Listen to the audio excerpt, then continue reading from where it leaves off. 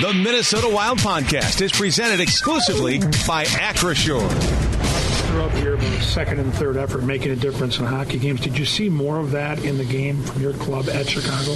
Yeah, I thought that our work ethic and our competitiveness was really strong, and I think that's the engine that drives our team. It's that drives how quick we play, how we execute with the puck. I think the structure that we play with is all driven from that, and we did a better job of that against Chicago. You've already seen what life without Kirill is like. Do you get just the vibe from the players that they've been through this before and they got through it and they can do it again? Yeah, for sure. I mean, we've had a lot of injuries all year to multiple different guys. So it's just, as we said, it's understanding. The good thing for us is we know who we are as a team. We know what we are as a team, regardless of who's in the lineup. And that's the way we need to continue to approach it as we go down the stretch here. What's made you guys a good road team? I just think the mindset that we play with has been strong. The guys, we have a close-knit group. As I said, I think we clearly understand the identity that we need to play with. And on the road, we've been very committed to that. I think from the start, we're ready to start games. And I think we make good decisions to set our game up to give us the best chance to win. And what's the challenge the Leafs bring you tonight? They bring quite a few challenges. They're obviously a good team. They have a lot of talent, play with strong structure.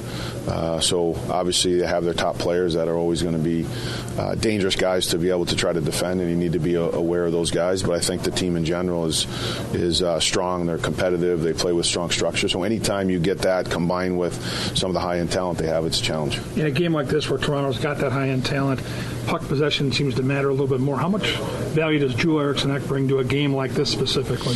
Yeah, Eki's, I think one of the best two-way forwards in the league, and he's a guy that plays obviously a lot of key situations for us, and a big, strong centerman that can play against top guys if the matchups allow. So, he's a guy that helps drive our team. He's a core guy, but the way that he plays the game on both sides of the puck is important to any team. Will Chisholm get back in? Chisholm will be back in, and Trennan will be back in.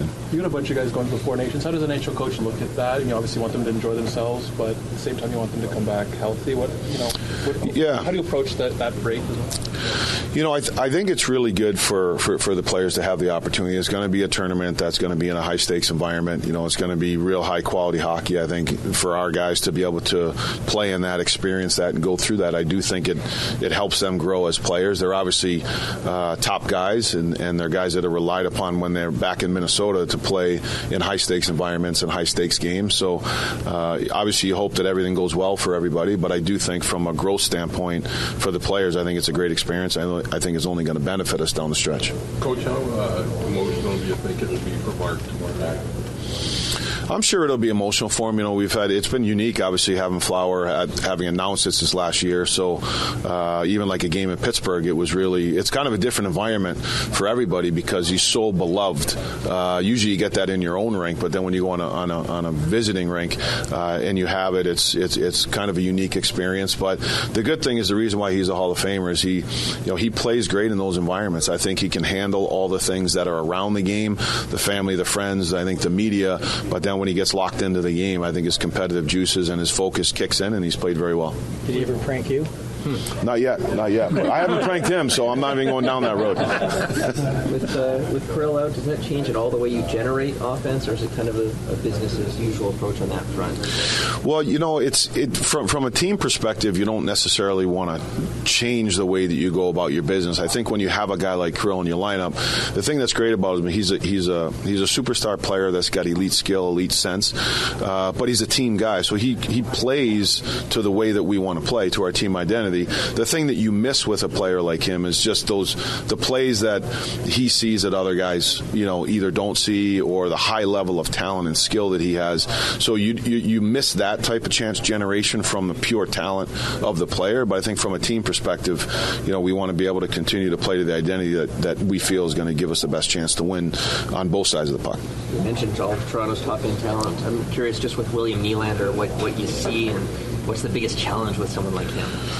Well, he's so dangerous. I mean, he's a really competitive player, number one, and then on top of that with his skill and vision, like he's a guy that can hurt you so many different ways. He's got great poise with the puck. He's one of these guys that can make plays that you think you kind of have things locked up, and then he can make that play that is going to be a great play. He's a shooting threat. He's a passing threat. So he's even when we played in Minnesota, he was as dangerous. He's playing really well this year, and he'll be a challenge among others on their team. Chris Tanev has sort of changed the face of this defense. You've seen him a lot more in the past than you've seen him this year. What do you know about him, and how do you guard against him always blocking your shots and stuff like that? Well, that's exactly what it is. He's a difficult guy to play against. He defends hard. He's got good size. He's physical, as you said. He blocks shots.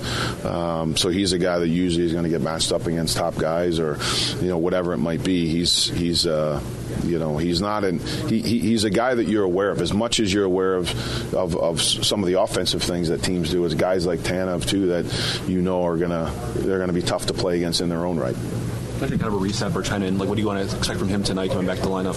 I'd like him to play a fast skating game. I like to have him have a physical presence, an offensive zone threat where he's using his size, over pucks, moving his feet, hard to defend, getting to the inside of the ice.